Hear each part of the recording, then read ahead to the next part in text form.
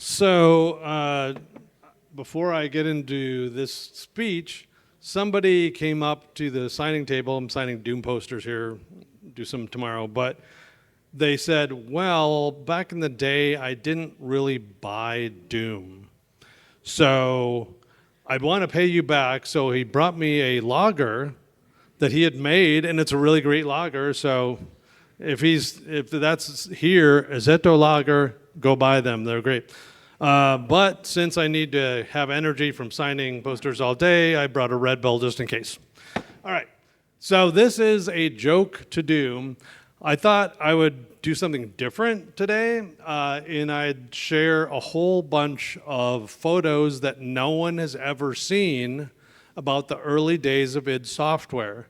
This is us just starting out and sort of like learning to make games and going through Commander Keen and Wolfenstein and Doom, and a few little stories about that. So hopefully that's interesting. So I have to get my clicker, and this is a joke to Doom. So this is me graduating from college, University of Wisconsin-Madison. I'm looking wistful over a tome, really Shakespeare book, and I got a degree in programming. So comp sci degree. I thought like, well, I want to, I guess, get a job in programming. I'd been playing on my Apple II all month and making games. I thought, that's fun, but that's not a real job, right? So I decided to interview at a whole bunch of companies. And I interviewed at places like IBM and Gould.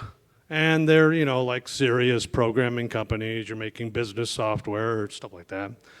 And they interviewed me, say, we like you, we like your resume, but is this what you really want to do? And it was a weird question for them to ask, right? But both of them asked that. And I flew back and I went, no, this sounds boring. I want to make games. I don't know why I chose to do that. I thought that's not a practical thing to say, but I thought, why not give it a shot? So I sent out a bunch of resumes, 50 resumes, and I got 50 rejections. No one wanted to hire me making games because I had no experience. That's not surprising. But I waited 3 months. I thought, like, maybe I just need to find the right company. Sent out 27 more, and I got 1 acceptance. But that company said, you are the perfect person for the job because you play on an Apple II all day, which is great, right? It's just like, I just make little fiddly games on an Apple II, and you want that, which is great. So I got a job at SoftDisk. It was a third the pay, but I got to do sort of games most of the time, which was awesome, right? And then I sort of, getting my dream of actually making games. So I went there, and it was cool. It was sort of like working at the McDonald's of software. I drove all the way down from New Berlin, Wisconsin, which is a place of cows and cheese. And I went all the way down to Shreveport, Louisiana, which is in the deep south. I arrived at SoftDisk to this glorious new job at this fantastic place called SoftDisk. And it looked like that. It's an old parking garage. There was a mechanic's garage, and it was just like leaking, and you parked on top of the building and then walked inside it, and it looks kind of dumpy. But, well, this is where they make the games. It doesn't have to be, a really cool place. And then I went to my office. Well, first off, this is my Apple II, which my dad got the family in June 9th, 1980, and this is actually the updated one, Apple IIe, and that's the first game I made for SoftDisk. It's sort of like we would get people giving us like submissions to this monthly software collection, and then we'd kind of spruce them up. So that was the first one I spruced up, and it was like, hey, check me out. There's my office. So look at the patchy wall, and like it's like very not exciting and alluring. But all you need for game development is to be in a cement room, really. So that's what we were, and that's what I worked on. That's my boss. He's actually a really cool guy, Jim Weiler, and he was like really cool, and it's kind of taught me to like really work hard, and my dad kind of taught me to really work hard, but he showed me the ropes of that job, and he was really cool, really fun guy. And then that was our game. So it was actually like at a bookstore with the magazines. Originally, it was called a magazine on disc. So there'd be little articles, like I wrote this program called What a Card that made printed out greeting cards and stuff like that. Came on little discs like that. Originally, soft disk, they would send you a disc, and then you would send that disc back to get the next issue. So like you actually literally had to send discs back to the publisher because that was too costly back then. They were expensive discs. But anyways, we made things, and you could publish games like that.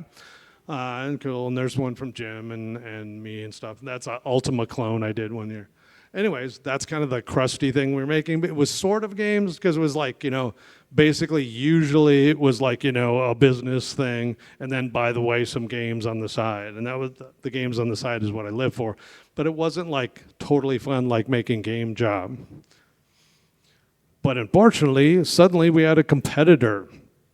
There was a place called Uptime that appeared, and they were doing exactly what we were doing. They were doing monthly software collections and shipping software out, and they were, doing ads in magazines, and they were, appearing on newsstands. And it's like, oh no, what are we going to do? And then, they were doing really good games, and so it was a fight. Soft disk versus Uptime. And luckily, fatality, Uptime closed. But Uptime did have some talented people. So we nabbed their managing editor, who you'll recognize later, and a really good programmer named John Romero. He came to work at Softdisk under the stipulation, this is one of his games for Uptime, under the stipulation that he would get to make a disc or a game disc every month. So something that, instead of this monthly software collection, just make a cool game every month on the PC, because he wanted to learn the PC. He was on the Apple II, that's crappy Apple II graphics. So now you'll notice not the long hair, he doesn't have long hair yet, but you'll notice this.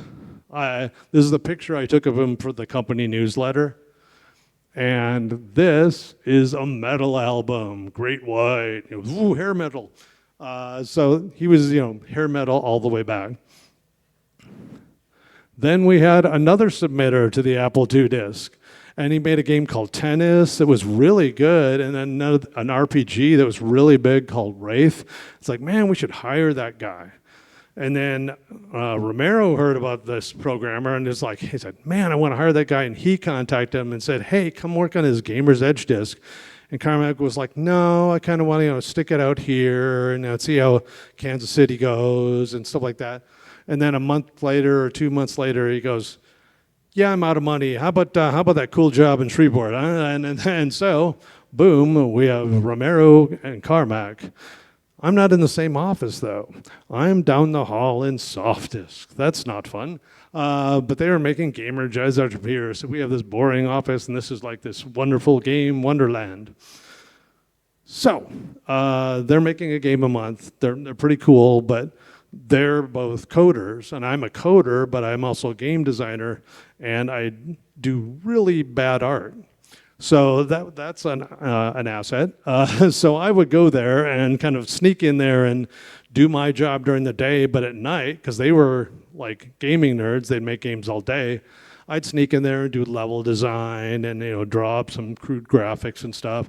I helped draw the graphics to Carmack's RPGs, Dark Designs and stuff. And that was really fun.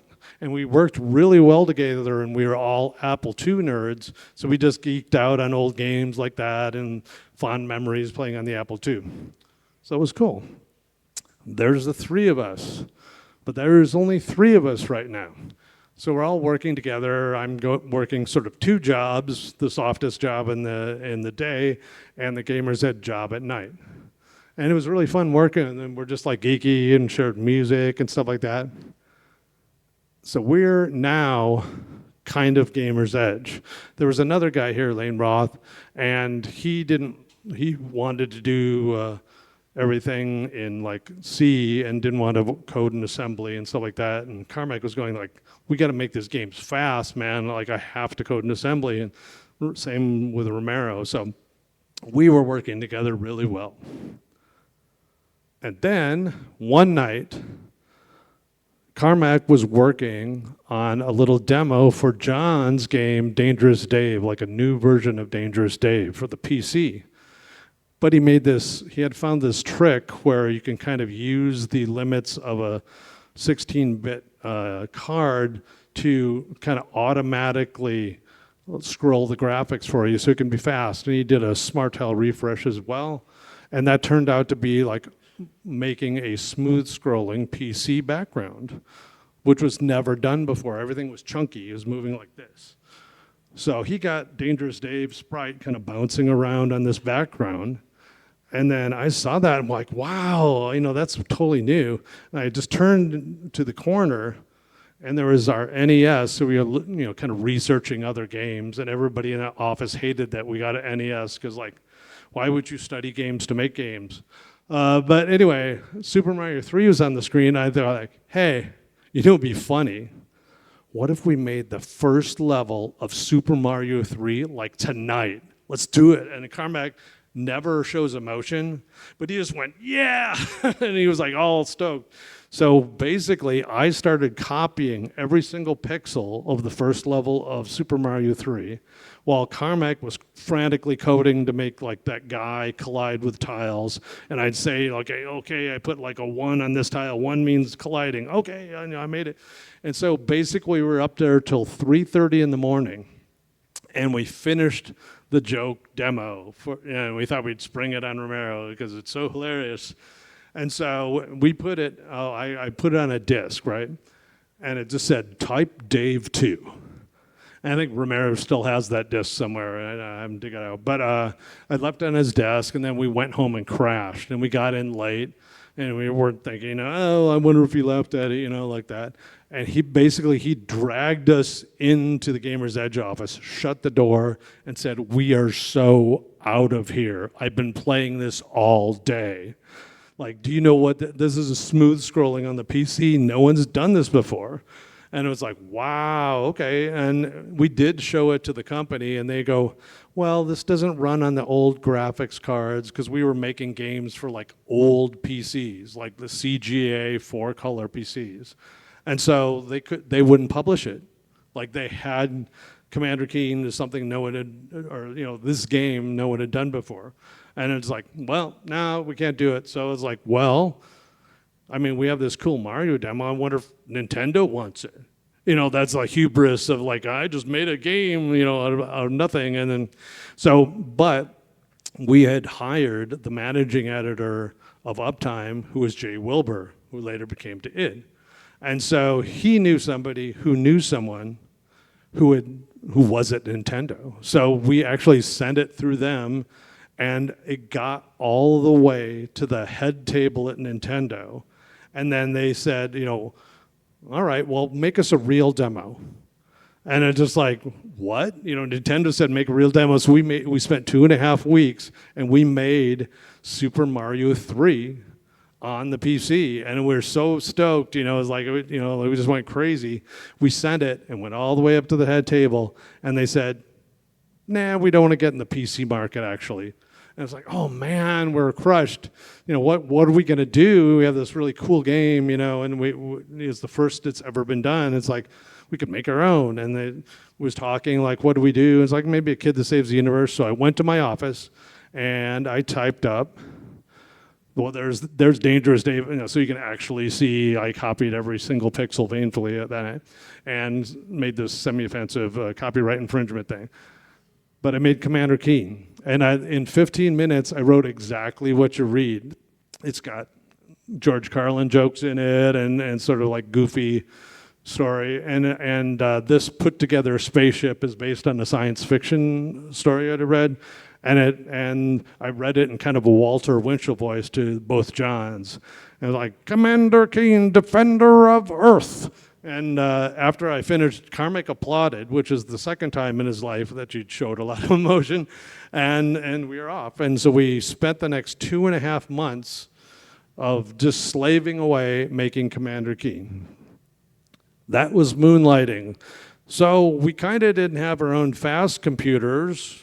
So if someone didn't have a fast computer, it's they might consider taking their work computer home and moonlighting on it and then bringing it back in the morning for anyone saw. And that's what we did. So we just dragged our cool work computers that were really fast, and we went to this lake house. This is the lake house currently. It looks sort of decent and livable, unlike when we were there. And here's the Hovel version, and this is their D&D table that Carmack was DM on, and they just put their computers there. I think it was over here. We just kept switching computers. This might have been mine too. But anyways, that's where we made Commander Keen. Just like 3 or 4 of the people that we knew lived there. Jay and so on lived there. So it was cool. And a lake house is the only way to enjoy Shreveport, Louisiana. It's not that great a place, but it has a really cool theater and the lake. So there we were, working on Commander Keen, and there's the cool lake, Cross Lake, and Romero and Jay looking so sexy in their 20s. But we had a great time making them. And we're working on Commander Keen, and there it is. This is my crude graphics. So, I mean, for an old PC game, this is not that bad. I will give myself credit. It's okay. It's not great, but I mean, it's like I liked what I did in the shadows in number 2 and kind of doing fake shadows there and invented an alphabet and stuff like that. But it's crude, and as we were nearing the end of the trilogy, I'm just like, I think we need like a real artist. And so we looked up the hallway. There was an artist at Softiz called Adrian Carmack. No relation to John, but he was a really good artist, and he was like, hey, I could help out with that. So now we had 4 people, but that doesn't look like Gamer's Edge. That looks like id Software. So id Software was making their first game, Commander Keen. And there it was. So I want to apologize to all gamers that like id Software games, because I made a logo that makes it look like it's pronounced ID. It's not pronounced ID, it's id. I did "We're in demand" as our slogan, and I kind of made everybody think, oh, it must be ID, and there you go. So it's id, and while I'm at it, it's gibs, like giblets, not gibs. They're giblets flying out like, like parts of a chicken or something like that. Anyway, id Software's born, Shreveport, Louisiana. Here's us working on the game. There's his cool guy's t-shirt, which was famous in the picture we took. There's me denying that we kind of moonlight and stole all the the PCs and took them home and kind of worked that. But we're basically working 2 shifts, so basically 2 jobs at the same time. And then we moved north. So I went to school in Madison, Wisconsin, which is a nice state, nice people. But it's cold in the winter, and I wanted to move in the summer when it was cool. But this is my memories of it. A lovely lake, 2 lakes, lovely parties on State Street and everything. But when we moved, it was super snowy, and everyone was mad at me. They was like, you tricked me. I can't believe it. So, well, at least we got a lot of work done. It was snowy outside, and so here's the desk there. Here's the game we made. We did our first sort of first-person shooter. It was a game called Catacomb 3D, where you'd cast magic firebolts. So it's not quite a first-person shooter because you're not shooting, you're casting, but it's basically all the pieces are there. Also, to leave Softiz, we agreed to make 12 games for them so they wouldn't disrupt their pipeline so they could hire other people. So we made 13 games that year. So in addition to the id Software games that we made 12 other games, and they were all over the place. There was Mahjong and platform games. It was crazy, and a lost Commander Keen episode, that kind of stuff. Now, we used to play Dungeons & Dragons. I said that was the table that John crudely made from a door and 4 4x4s. And there's us playing on there and having fun. Later we played in Madison, Wisconsin. So we're playing Dungeons & Dragons, and we all have characters. Romero's character is sort of chaotic evil. Surprise. And he was approached by a demon. It said this one wizard, this one magic user, is summoning demons, and he has this book called the Demonicron. And it's just like, if you can get that for us, we'll give you some sweet gear. Going to give you a sword, going to give you new armor, just huge pluses and everything. And it was like, yeah, that's pretty cool. And I mean, he had to role play his character, right?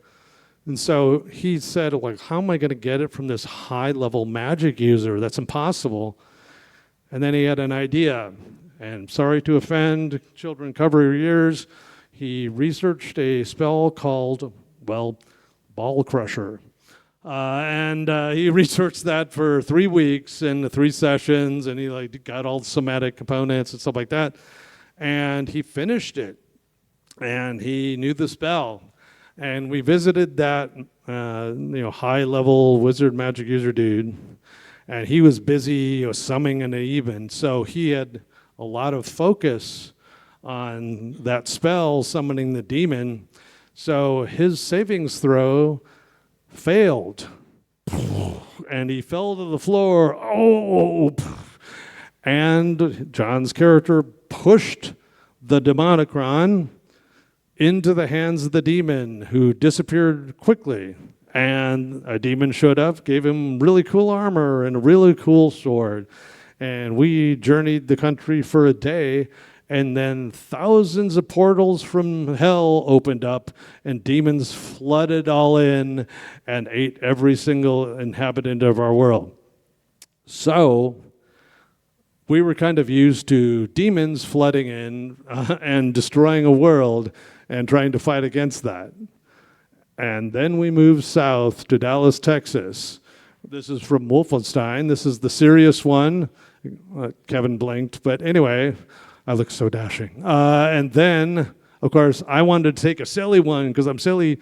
And this is the one that we put into Wolfenstein, and I cut it off here so I could say we're not wearing any pants. But anyway, so we made a game about demons, and we invited down our usual musician. He's here working on Wolfenstein music, but I invited him down to make music for Doom. We said, hey, we want something super metal and kind of really inspired by all the cool albums we used to listen to, especially Romero, and he really did a great job, and we got to hear some of that last night, which is a really great surprise. And that was in Town East Tower, where Doom was made. It's the first actual office id Software had. Every time before this, it was an apartment. So we were just trying to be scrappy and not pay a bunch of money. And we'd always funnel money back into the company and make sure it survived. So in Town East Tower, it was cool. We had a real office, and we actually got an office on the 6th floor. So we asked the people, our number would be 612 or something, but could we make it 666? That would be really cool. And so it was 666 in Town East Tower. And there's my cool office. Actually, I said, I want to put up some walls, and make this more of an office. And I actually taped it up like the old TV show WKRP in Cincinnati. The guy taped where his office would be. But anyways, we had Next computers, and they were really awesome. I'm drinking my Diet Coke as we kept drinking, and then all of the thing. And then about a year later, deep into Doom development, very serious. But the thing that's crazy about this picture is not that, we're doing Doom, we're hardworking, we're working 24 hours a day, 7 days a week, or at least 15. Anyway, it's this. That is a computer wrist pad 3 years before computer wrist pads came out. I was like, man, my wrists are sore, and I asked my girlfriend to make a little pad to put my keyboard so my wrists wouldn't be sore anymore, and I didn't patent it. Oh, well. But anyway, moving on. That's Town East Tower, and we had a lot of fun. So this is some of the Doom development pictures. So this is Kevin working on sprites. So we'd take a crude video camera, which is right here, and point it at models and take a picture of it with a video picture and then scan that into the computer with a special card and stuff like that, and then copy those frames like that and make the animations on a sheet in Deluxe Paint, which is very crude, but it worked. And there's some more on that table over. That's the art office. This is my girlfriend at the time's chainsaw. I said, like, we want a chainsaw from Evil Dead 2. This is going to be so awesome. Like, I don't have a chainsaw. Should we go buy one? It's like, oh, I think my girlfriend has one. And so she just gave me the chainsaw. It's like, I never use this thing. And so there it is, the chainsaw from Doom. And it was leaky and horrible and stuff like that, but we could digitize it. And it's a really disappointing Eager Beaver, and I still have it. It's unfortunately in another country right now where I'd like take pictures with it. But anyway, there it is. And there's Adrian modeling. This is his sketch. So he'd draw a pencil sketch like that, and then he'd model it in clay. It's in 3D, and then we'd put it on a stand that spins, so we could take eight directional images of it and then touch those up. This was Carmack's favorite photo at the time I took. Because it was like, you know, him being kind of smart and explaining, and he kind of likes that frame it, and that's his office at the time. And then sort of the computer is the next computer, which was really cool, and the PC that it was ported to later. There you go. So I thought I would share sort of an inside little story about us. We had a video game system with all the video games hooked up to it, you know, and switched between consoles. This is a Neo Geo. And so we're playing fighting games on a Neo Geo. That was really cool to us. It's like $200 cartridges, you know, and they're really cool. But, of course, we make everything into a game. So basically, if you play fighting games and you lose, you have to sit there, cover your ears, you have to sit there while the winner talks shit about you. So you just have to take it, like, you suck, I can't believe it, you know, like, and then you play again, and now you're really fired up and mad, you know, like, oh, I'm going to get him back. So there you go. And there's more models. This is models from both 1 and 2. That's Adrian modeling. To see the scanning, so you kind of light it with a desk lamp, so it had like a source of light, and then there's crude video camera and stuff like that, and there's the rotation table and the Arachnoton. So it was kind of like crude, but it got the job done. And then we kind of recolored it to our palette. And they're kind of made in the palette away, so it kind of worked. Wolfenstein SNES. So we hired a programmer to port it to the Super Nintendo.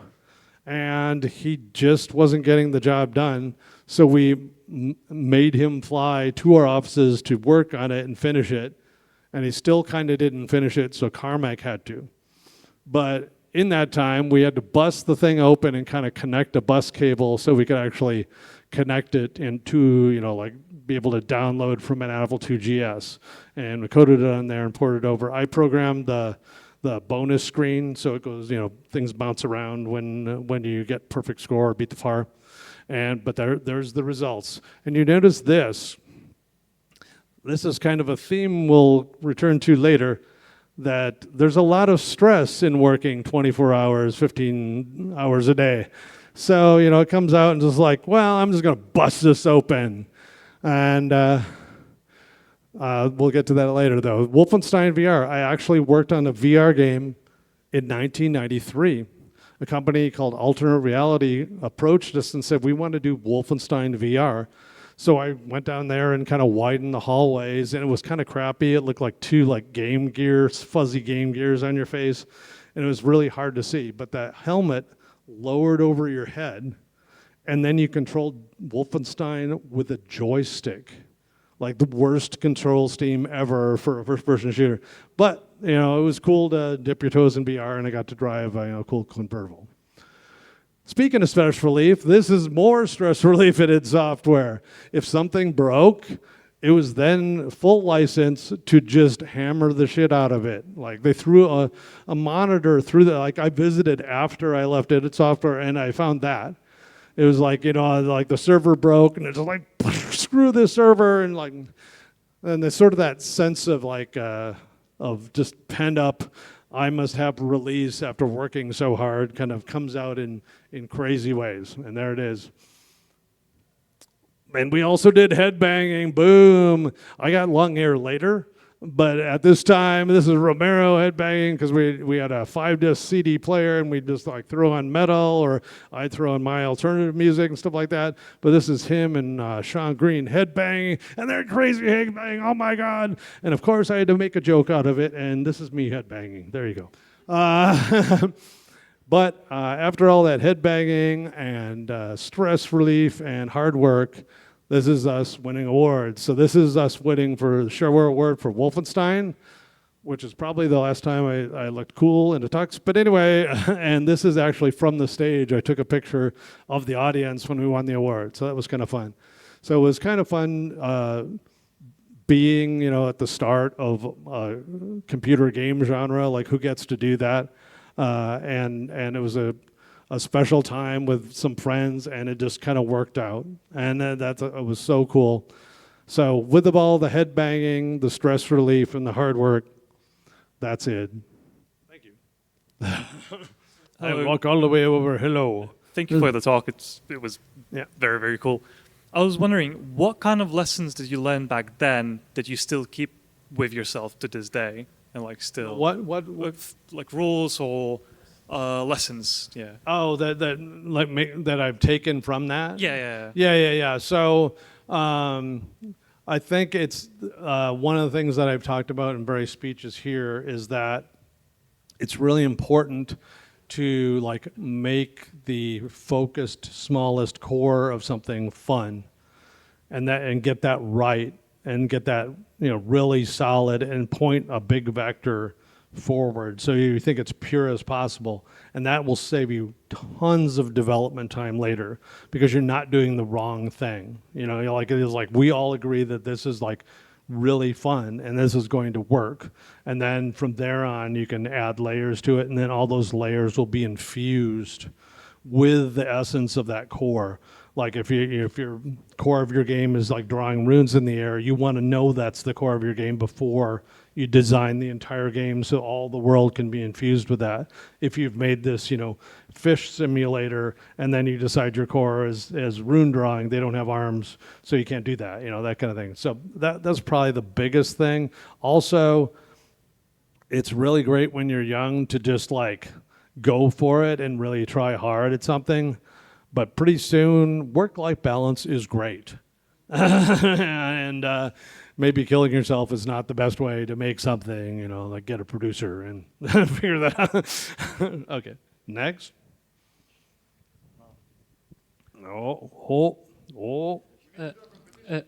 Hi, maybe I missed it in the presentation. I'm here. Where is the... Here. Oh. But I wonder, during the first years when you separated from the old companies, how did you get funding, and were you funding yourselves or Yeah. So that's an interesting story. So we were making, we made that Super Mario demo, right? And it was like, oh, it didn't work out. All this time, John Romero had been getting fan letters, and he got this fan letters from this young kid and this grandma and this other person, and it's like, so he had them all over his wall, and he was just kind of, working, and kind of staring, fan letters. And he looks at them and is like, those all have the same address. It's like, what? Like all my fan letters have the same address. So what that was Scott Miller was writing him in all these different guises, just trying to get to talk to him. Like, please communicate with me. Here's my phone number if you want to ever call. And so he like called up mad, just like, what the hell are you doing? Like, what are all these letters from the same address? Are you a weirdo? And just like, no, I just want your attention. So he said, we make shareware games. And their model was you give the first one away for free, and then you sell like a trilogy. And it was called the Miller model or something like that. And it's like, hey, would you guys make a game for us? And he saw like the cool Gamer's Edge games, right? And so we're like, well, yeah, you'll have to like send us like pizza money. We're really driving a hard bargain, right? And so we were moonlighting, and while we made Commander Keen and sent us $100 pizza money, that was like paradise for a nerd programmer. Just like, I don't have to buy my food, and Carmack is like, pizza is the perfect food. So we just had pizza, and we were making Commander Keen for them. And once Commander Keen came out, the first check was $10,000. And we were like, we can live on that. Yeah, it's sort of like that. We're going to build a bar, that kind of dream or something.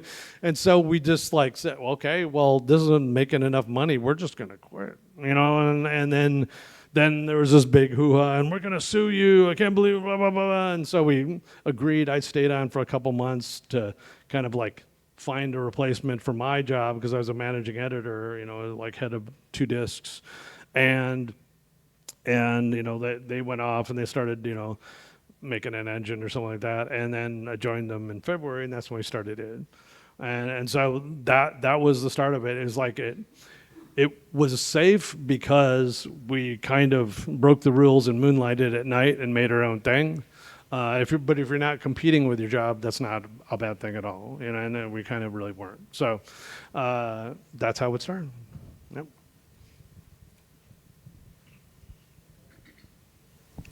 Hi again. So the question is, what is your relationship today with your ex-teammates? Ex-inmates? Ex-teammates. Teammates, yeah. Well, are you Brenda still Romero. in contact or? Yeah, Brenda Romero calls John Romero my hetero life mate. We've been in 7 companies together or something like that, and we always just have a blast and laughed all the time. And he's a really good friend, and he's a great person, like really, really kind person. Carmack, I hadn't talked to him in a while, and then we started just chatting on Twitter X, and I kind of left that whole platform, but occasionally check his messages and stuff. But we get in contact. Occasionally, someone will ask a question about the story of Wolfenstein or something, and then it'll say paging Tom Hall and that kind of stuff. And then he actually interacts with me more. Carmack is more like, what are you interacting with now that is relevant to me? He's kind of a robo man kind of guy, and so. I love making games in Pika 8 as a hobby. That's I made this little fantasy console. You can program games in Lua. All the tools are built in. It's awesome. I recommend trying that out even if you haven't ever made a game before. It's like what people graduate to from scratch. But yeah, we've interacted like that, and occasionally something happens interesting in AGI, and I'll ping him or something like that because he's working on advanced AI problems right now. And I really enjoy his quest. But yeah, that's great. And then Adrian and I are good friends. We hadn't been friends for a long time, but we kind of worked together in the interim, and then we just kind of rebonded and kind of bonded over the kind of splitting off from id, and we did in various ways and stuff, and kind of bonded that way. So he's a really awesome guy and a really heartfelt friend. So cool. That's most of them. Jay's cool, and then Kevin's cool. But. Hey, so as you've mentioned earlier on, Carmack was making his own games on his own, and I think he was the GM in that D&D game, right? What? John Carmack. Yeah. So it kind of sounds like he initially was a lot more involved in the, actually my question is how much he was involved in the game design side of things. And because it's usually mentioned, he's usually mentioned as a programmer. Yeah. Well, John was just the engine programmer, but he had opinions once something was designed. So it's more like, we all kind of agreed, this is the way to go.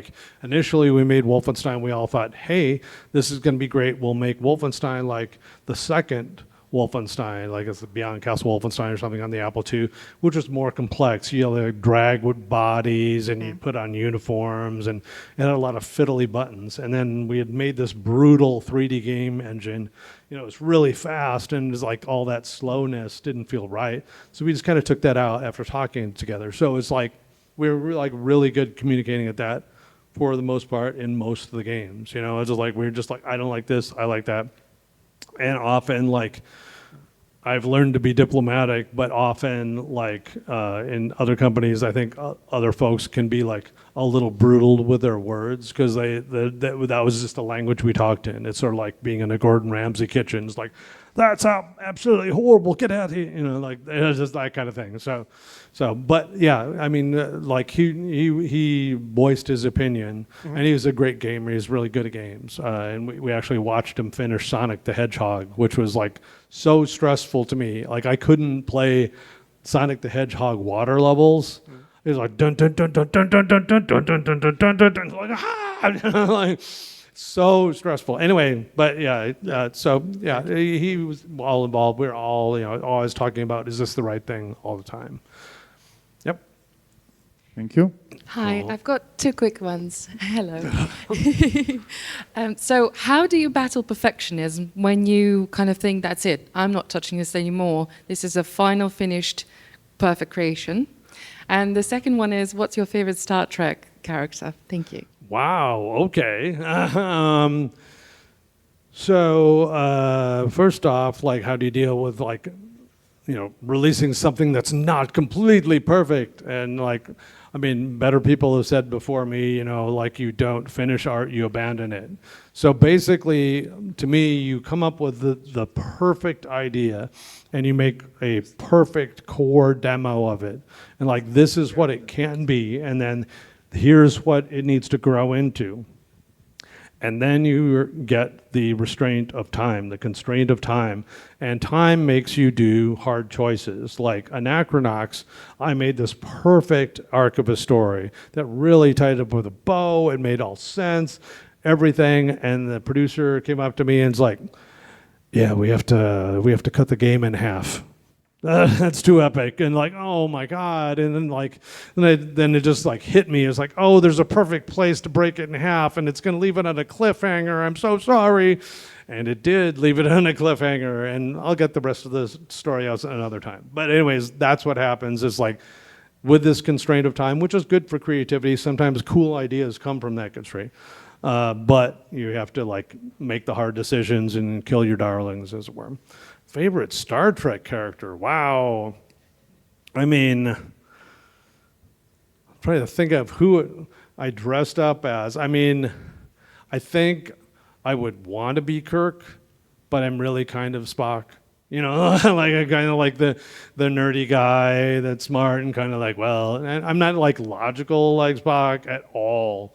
But and I think my dad was more like Scotty. He was just this brilliant engineer, like a mechanical engineer, and so, and it surprised you with just amazing. Like I asked him about speakers, like I was a 10-year-old guy, and it's like, how do speakers work?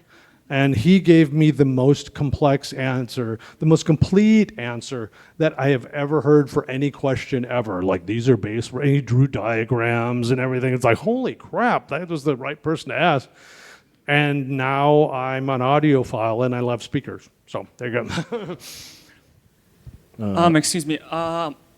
I love all of the Wolfenstein games, but I have a question: what to do for like an aspiring game developer? Because I like to develop my own games, but like, what would be the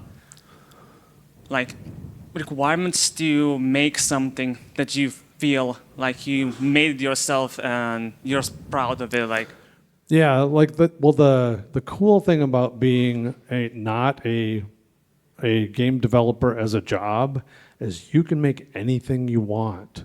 You can make up the craziest idea. Terry Kavanagh just released a game called Egg, and it's an egg that hops around a mountain. Like, he just wanted to make that, and he finished it like he thought it should be finished. It's crusty, and it's good. Just don't expect AAA quality unless you buy the assets from the asset store or something. But that's a joy. Like, that's why I make Pico 8 games. I'm in control of the entire game. There's no constraints, and I can just take as long as I want to. And I have a lot of unfinished Pico 8 games, but I have a lot of finished ones that turned out the way I wanted because I could take the time. But if you make them for yourself, you can have all that fun.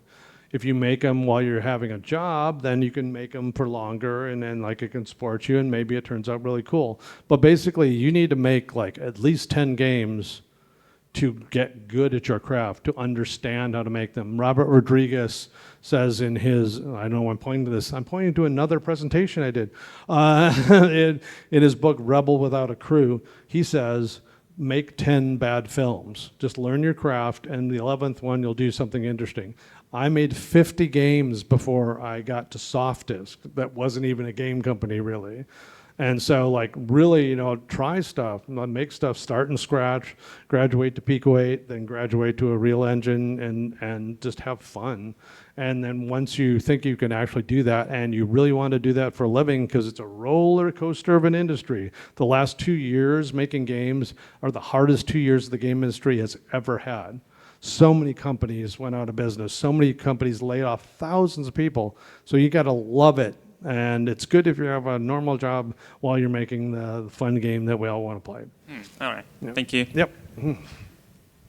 I got a question. Oh.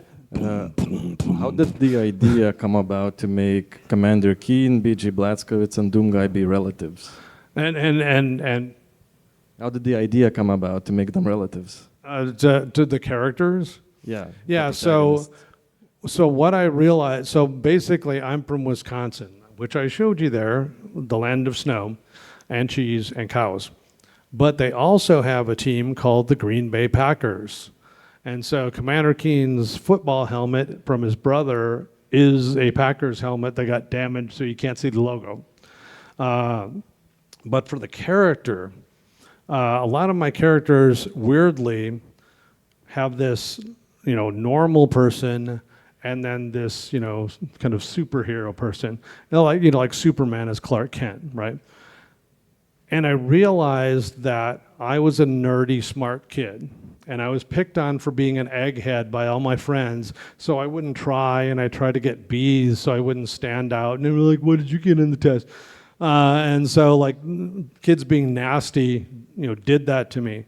And then I realized Commander Keen is a 310 intelligence or 314 intelligence for Pi, and that character was made in a way I realized 10 years later as a way to heal my childhood and say, like, no, young Tom, it's cool to be nerdy. It's cool to be smart. You know, you can be a hero and be those things. And so that was kind of inspiring to me. And a lot of stuff around that were stories I read or you know, George Carlin's comedy routine and stuff. But that was the essence of the character, is like, you know, a little kid can grow up nerdy and smart and, you know, become a hero. And that was really cool. BJ Blazkowicz, we just like needed a tough guy, and that name just popped into my head. Just sort of like, boom, BJ Blazkowicz. You know, like, oh yeah, it sounded, you know, like rough and tumble, and it kind of made sense in the World War II era, you know, like maybe his parents was Polish and stuff. And I grew up in Wisconsin, so I had lots of Germanic folk and Polish folk in Wisconsin, so like I was used to those kind of names. So that's just where it came from. And then later we kind of like, well, you know, if he's Billy Blaze, and then this, like, maybe his father was a newscaster and changed his last name from Blazkowicz to Blaze to kind of sound cool on TV. And so we kind of connected that universe, and that was cool. And then, you know, Doomguy was just kind of a dude's head. It was like the whole point was like, you are the Doom guy, you know, and then some character came to it later in later games. Yeah. Thank you. Yep. So, I just wanted to ask, if portals open up and demons flood in, was that the end of it, or did you figure out a solution to that? Oh, what? So if portals opened up and demons flooded in when Romero's character got those. Oh, in the things, D&D game. was that the end, or did That you was solve it? no. That was the end of the whole. Like, millions of demons came in and just, you know, ripped the shit out of everybody. However, the reason, like, there was some surprises in the game. John Carmack had this crazy friend who, like, both was in jail for a while and was also helping the SWAT team guard the president. I don't know why that's true, but he was just nuts. He was like, we go to a place and it says, oh, we can't get in there. There's a lock, and he says, well, that's no problem. Like, what? You're gonna like cut open this lock and just because you want to explore this building or something? Anyway, he's crazy, but he's one of the guys at a D&D game, right? And so he had this swords that would magically teleport us to places. Any place, it was like monkey's paw. You had to be really specific or it would like mess you up and throw you into a star or, like stuff like that. But he had his crazy idea for solving the demon flood was he was going to use the swords to like wring the whole universe like a towel and just crush all the demons in it and then unring it and then everything be fine. I don't think it would work because everything else is in there, but you know, that was his crazy idea. So that's what happened. Thanks. I have a question also. I'm also kind of... Where are we? What? Hello, wave. I'm here. Oh, there we go. I like facing people. Yeah, I'm also kind of starting game developer, and what I wanted to ask is, in this day and age, in gaming industry, there are a lot of very niche, very particular jobs. For example, there are people who just set up lighting for a scene, and that's their whole job. And what I wanted to ask, would you recommend finding a niche that you enjoy the most, or maybe you... Absolutely, yeah. Like in this day and age, unless you're making your own indie game, and then you have to wear all the hats. Like I've done sound design, I've done bad art, you know, I've done coding, I've done design, you know, I've done level design, and I've done pretty much done all those things. But if you like specifically, if you're a technical artist, you will get hired all the time. Those are like rare unicorns. Like no one is both a programmer and an artist, except for a few rare people.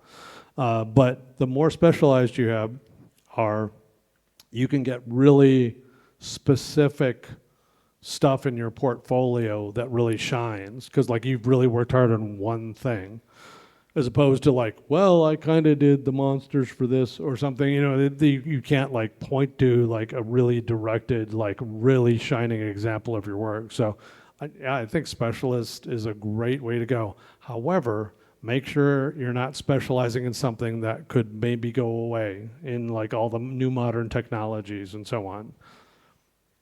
That answer? Here you go. And is that it?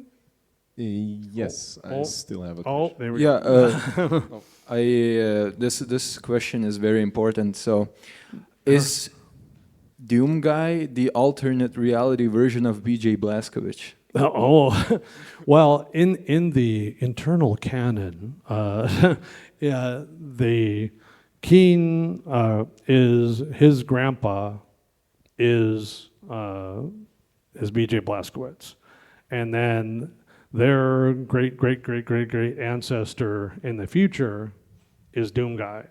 So like they're part of the same lineage.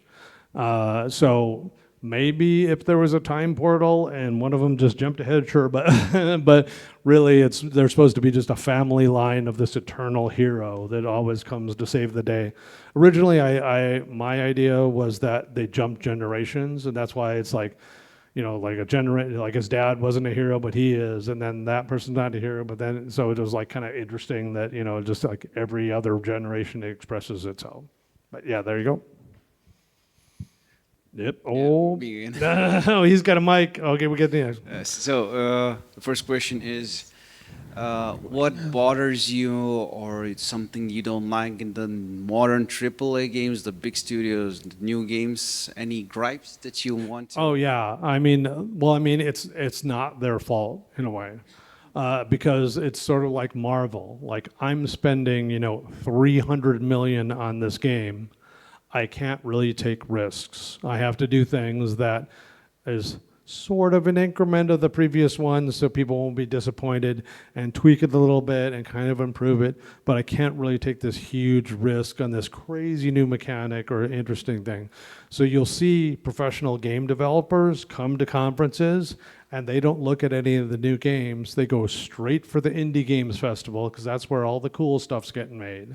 And it's like, yeah, oh my, you're just a worm and you flop on things? That's great. I love that. You know, like it's so exciting to see something like that, you know, and it just, there's a way that indies can just try stuff. Like we were talking about, it's just like you can just try stuff. It doesn't work, just try another thing. You know, there's no risk there. So that's one of the things that kind of hurts, is that, you know, they're just kind of stuck in a mill of this huge entertainment, and it's sucking up all the game dev company from medium-sized games like Expedition 33 or something like that. It could really get made well, you know, like you could like fund that thing, fun journey, you know, like stick money into things that are really doing something new and just, you know, shocking new ways to game, like add to the conversation. Don't just like get another Madden out, you know, that kind of thing. So there is yours. And another quick one. What's it about the Doom guy and a rabbit? Oh, well, that was just like, you know, how do we end this game? You know, and it was like, well, you know, what's something horrific that could be killed, some cute little thing, and so, you know, it was the shocker, you know, kind of pan over. It was just like a quick thing, like.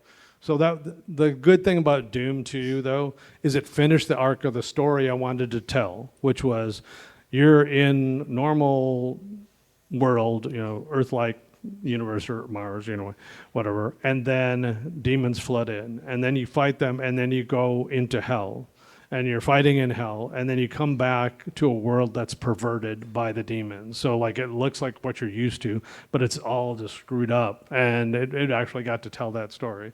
But as far as the bunny, it was just funny, and you're playing a little Peter Cottontail as a joke, you know, like it's just like, you know, like, and you know, was that his pet? I don't know. Let's do the last question. And he had a mic. Okay, so two questions, two last questions. Two questions, and then we go. That guy has a microphone. He's been waiting for a long time to ask. Okay. Okay, so it's a very complicated question. Maybe I don't know. Oh, like part A. Yeah. No. Yeah. So basically, with the time has changed from the time you've been with it, and like how everything has changed in the industry over the years. What are your feelings on the game industry today in general, and what are your feelings on its software as a company? For it's like, but before that they were making games more like sounds like for fun, whereas today they're more like focused not on maybe just the fun, but like expanding on stuff which doesn't sound like the very core principle. I mean, what we did, like, okay, what was the first part again? Like, yes, so your general current feelings state of the game. Okay, yeah. So the industry has grown from like just super nerds who were just, you know, the only people that would get computers to work, and like, you know, we were ostracized, you know. And one of the things that sort of Commander Keen fixed for me, but and I was really introverted for 21 years.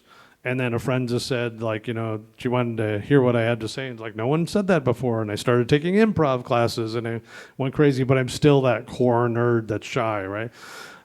So those were the kind of people making games. And we just made the games that were fun, and we just whatever we wanted to do, and that was really cool.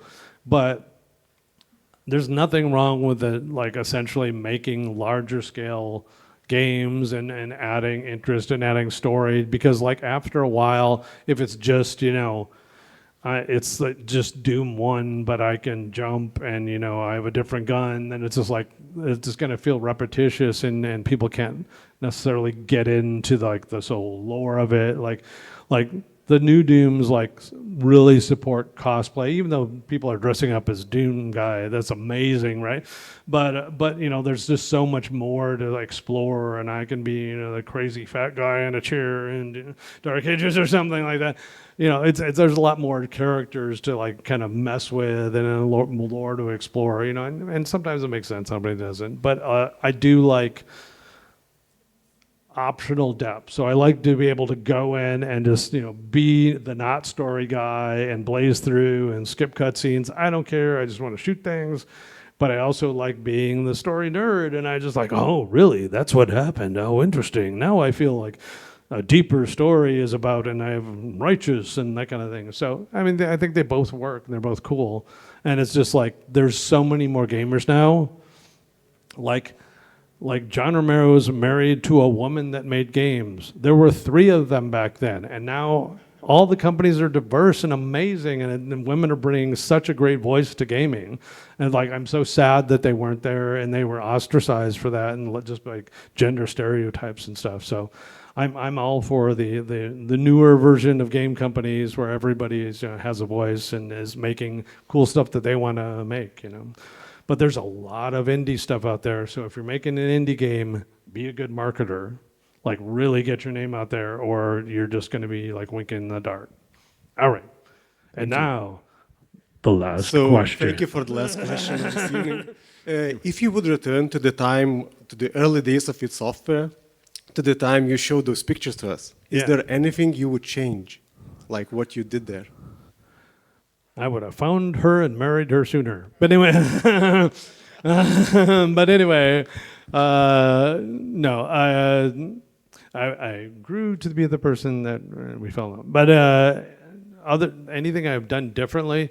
No, I think like you can't really think like that because like we're just kind of the sum of all our experiences and the chemicals in our bodies, and you can't tell yourself you really react differently in the same situation with the same input, you know. So, and it's all winning or learning, you know. It's just like there's been a lot of crazy things, and I wish I'd made $1 billion. I wish we'd stayed at that mobile game company for 6 months until the iPhone came out.